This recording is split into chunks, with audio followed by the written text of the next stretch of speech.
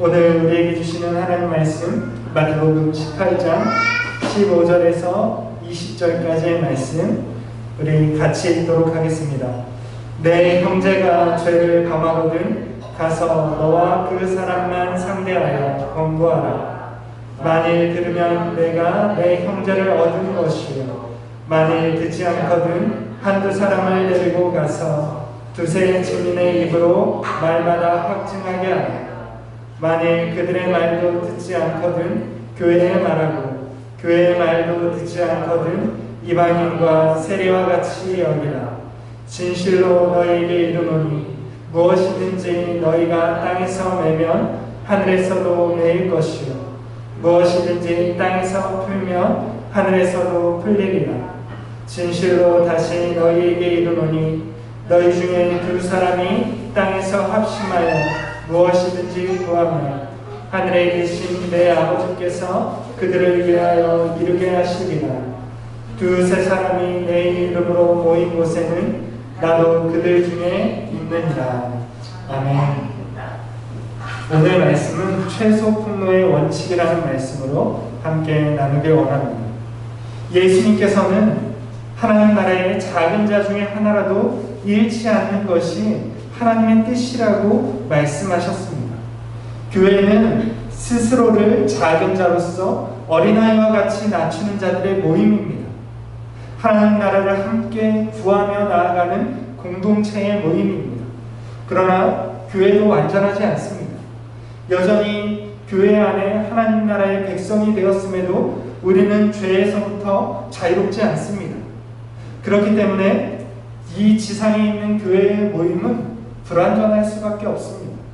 아무리 그리스도를 주로 고백하고 하나님의 자녀로서 모인 우리 교회라 할지라도 우리는 결코 완전하지 않은 것입니다. 그렇다면 불완전한 지상의 교회에서 우리가 어떻게 하면 한 영혼도 잃어버리지 않을 수 있을까? 예수님께서는 바로 그 방법을 제자들에게 가르쳐 주고 있습니다. 본문 15절 말씀을 보면 내 형제가 죄를 범하거든 가서 너와 그 사람만 상대하여 권고하라. 만일 들으면 내가 내 형제를 얻은 것이요라고 가르쳐주고 있습니다. 여러분, 마태복음에서 형제라는 단어는 신자를 가리키는 용어입니다. 주를 그리스도로 고백하는 교회 공동체의 지체를 가리키는 말이 형제입니다. 그러니 무슨 뜻입니까? 믿는 신자들 사이에서도 죄가 흉터할 수 있다는 것을 보여주고 있습니다. 형제가 우리에게 죄를 범할 수 있다는 것입니다. 믿는 신자들 사이에서도 죄가 흉터할 수 있다는 것입니다. 예수님에 대한 믿음을 가지고 모였으나 우리는 여전히 불완전하게 서로가 서로에게 죄를 범할 수 있는 것입니다. 예수님은 이렇게 교회 안에서 형제와 형제 사이에 일어난 죄를 처리하는 방법에 대해서 정확하게 가르쳐주고 있습니다. 이 방법을 통해서 교회 안에서 형제를 잃어버리지 말라는 것입니다. 형제를 죄로 인해서 잃어버리지 않기 위해서는 오늘 본문에 예수님이 가르쳐 주신 방법을 우리가 택해서 행해야 하는 것입니다. 그런데 제가 목회를 하면서 보아온 경험에 비춰보면 신자와 신자 사이에, 형제와 형제 사이에 다툼이 일어나고 잘잘못이 벌어지고 죄가 흠탔을 때에 대부분의 경우에는 혼자 속으로 끙끙 앓는 경우가 많은 것을 보게 됩니다. 직접 찾아갈 생각을 하지 않고 그저 혼자 속으로만 생각합니다. 그러고 나중에 결론은 그 사람을 피하는 것이죠. 결국에는 사이를 내고 서로가 서로 간에 그저 본척만척하는 것이 보통의 경우입니다. 또 다른 경우에는 자기가 친한 사람들에게 자기가 피해받은 사실을 알리게 됩니다. 그래서 범죄한 사건에 대해서 소문을 내게 되는 것이죠. 이런 경우에는 다툼이 더 커지고 심각한 결과를 가져오게 되는 것을 많이 보았습니다. 그런데 최악의 경우는 복수하는 것입니다. 여러분, 교회 안에서도 얼마든지 보복이 일어나는 것을 저도 경험을 했습니다. 누군가 형제가 나한테 잘못했을 때에 혼자 끙끙 앓고 그 형제를 외면하는 것도 옳지 않고 나와 친한 사람들에게 소문내는 것도 옳지 않지만 보복하는 것은 가장 최악입니다. 왜냐하면 원수까지라도 사랑하라고 예수님은 가르쳐 주셨기 때문에 그렇습니다. 그런데 그 가르침을 정면으로 무시하고 복수하는 것은 예수님의 말씀에 대해서, 하나님의 가르침에 대해서 정면으로 반박하는 것입니다. 여러분, 형제가 나에게 잘못했다고 나도 똑같이 복수해버리면 그것은 더 이상 예수님의 가르침을 따르는 제자라고 볼 수 없는 것입니다. 그래서 오늘 예수님께서 가르쳐 주신 방법을 우리가 적용해야 할 필요가 있습니다. 예수님이 가르쳐 주신 방법은 누군가 형제와 형제 사이에 잘못이 일어나고 죄를 짓게 되었을 때는 단둘이 만나서 권고하라는 것입니다. 여러분, 그렇습니다. 교회 안에서 형제가 죄를 지었을 때에 모르는 채 하는 것도 형제의 도리가 아닙니다. 진정한 제자는 동료 제자가 죄를 지어서 멸망에 빠져가는 것을 방관해서는 안 됩니다. 그래서 예수님은 적극적으로 만나서 권면하고 그 문제, 죄의 문제를 해결하라고 가르쳐주고 있습니다. 싸우기 위해서 단둘이 만나라는 것이 아니라 형제를 죄로부터 구하기 위해서 만나라는 것입니다. 여기서 예수님은 최소 폭로의 원칙을 말씀해주고 있습니다. 형제가 죄를 범했을 때에 그것을 많은 사람 앞에서 공개하는 것은 망신을 주는 것입니다. 여러분, 결코 죄는 망신을 줘서 해결할 수 없습니다. 예수님께서 인류의 죄를 드러내시고 망신을 줌으로써 인류의 죄를 해결하시지 않았습니다. 예수님은 자기를 십자가에 내어주심으로써 용서를 통해서 인류를 구원하신 분이십니다. 그렇기 때문에 형제가 죄를 범했을 때에 망신을 주는 것이 아니라 예수님의 말씀대로 형제를 얻기 위해서는 형제가 스스로 깨닫고 죄에서 돌이킬 수 있도록 단둘이 만나서 회개할 수 있는 기회를 주어야 하는 것입니다.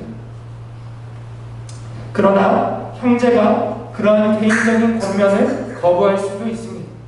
보통의 경우에 이렇게 권면할 경우까지 가는 것은 자기의 죄를 인정하지 않는 경우가 다반사입니다. 가해자는 피해자로부터 자신의 잘못과 죄에 대해서 들었을 때에 회개하기보다는 반발심에 빠질 가능성이 높습니다. 또한 자기 자신은, 가해자는 내가 그것이 죄가 아니라고 생각할 수도 있습니다. 그렇게 애매한 경우가 있을 수 있기 때문에 예수님은 다시 한번 두세 증인을 데리고 찾아가라고 말씀하고 있습니다. 여러분, 이때에도 최소 폭로의 원칙은 유지가 되고 있습니다. 많은 사람에게 알리는 것이 아니라 가장 믿을 만한 두세 사람을 불러서 그 두세 사람의 형제를 데리고 가서 죄를 깨닫도록 권면하라는 것입니다. 여러분, 두세 사람의 증인을 데리고 간다는 것은 여전히 죄를 지은 형제를 포기하지 말라는 것입니다.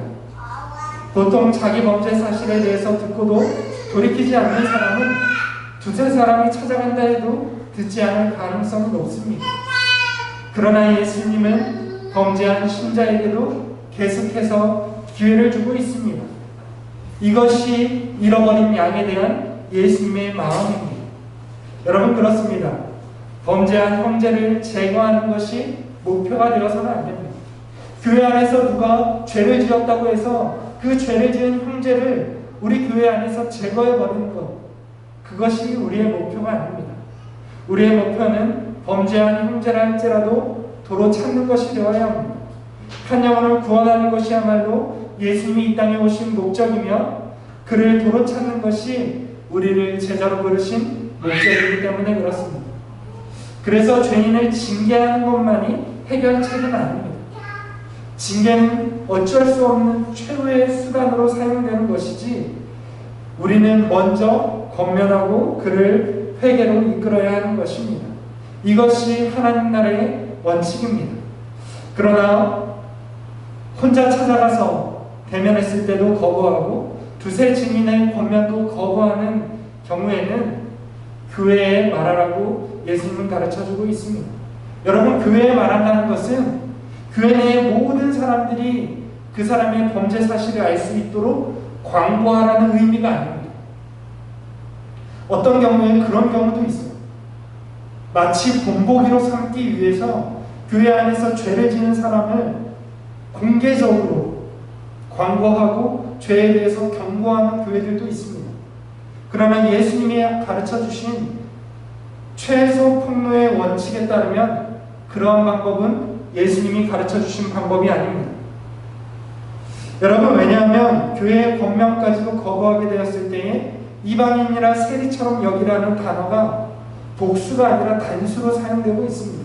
그 이야기는 무엇이냐면 교회 차원에서 권면을 거부하는 자를 공개적으로 모든 교인들이 다 이방인과 세리처럼 여기라는 것이 아니라 바로 그 당사자에게 단수형으로 너는 그를 이방인이나 세리처럼 여기라고 말씀하고 있는 것입니다. 여러분, 이것이 무엇입니까? 교회 차원에서도 권면을 거부하는 자를 공개적으로 처벌하고 교회에서 출교해서 쫓아내라는 말이 아닙니다. 그가 죄를 인정할 수 있도록 거리를 둠으로써 형제가 죄로부터 깨닫고 다시 한번 돌이킬 기회를 주라는 것입니다.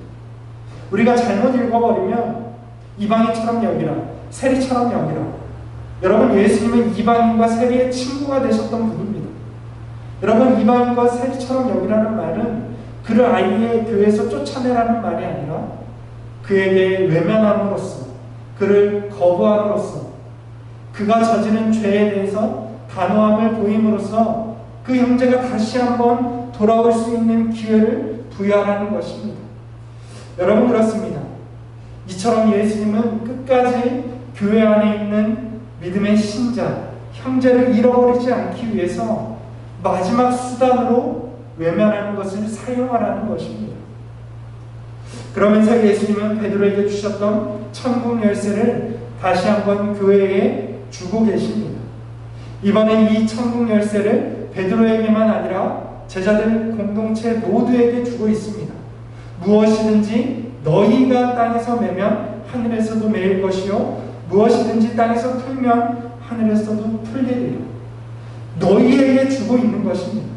그렇습니다. 예수님께서는 우리 모두에게 천국 열쇠를 주셨습니다. 베드로에게만 아니라 제자단 모든 사람들에게 이 천국 열쇠를 주셨습니다. 어째서 우리에게 천국의 열쇠를 주셨습니까? 비록 교회 안에서 서로가 서로에게 잘못을 범하고 죄를 짓는다 할지라도, 심각한 피해를 준다 할지라도 그것을 가지고 기도하면 하나님께서 들어주시고 용납해 주시겠다는 것입니다. 그래서 우리에게 천국 열쇠를 주신 것입니다. 여러분, 우리 모두는 형제가 범한 똑같은 잘못을 저지를 수 있는 나약한 존재들입니다. 따라서 형제를 비난하거나 모르는 척 외면할 수 없는 것입니다. 그 일이 바로 내 일이 될 수 있기 때문에 그렇습니다. 예수님은 최소 폭로의 원칙을 우리에게 허락해 주셨고 천국 열쇠도 주셨습니다. 형제를 잃어버리지 않기 위한 많은 방법을 우리에게 주신 것입니다. 여러분, 서로가 서로에게 진정한 형제로서 형제를 하나님 나라로 인도할 의무가 있음을 인정하시기를 주님의 이름으로 축원을 드립니다. 우리에겐 서로를 하나님 나라로 인도할 의무가 있습니다. 이것이 우리를 공동체로 부르신 하나님의 뜻인 줄로 믿습니다. 우리는 서로를 하나님 나라로 인도할 의무와 책임을 가진 사람들입니다. 형제를 위해서 최소 폭로의 원칙을 사용하고 주님이 주신 천국 열쇠를 사용해서 우리 모두가 하나님 나라로 서로를 인도할 수 있는 이끌이가 될 수 있기를 주님의 이름으로 축원을 드립니다.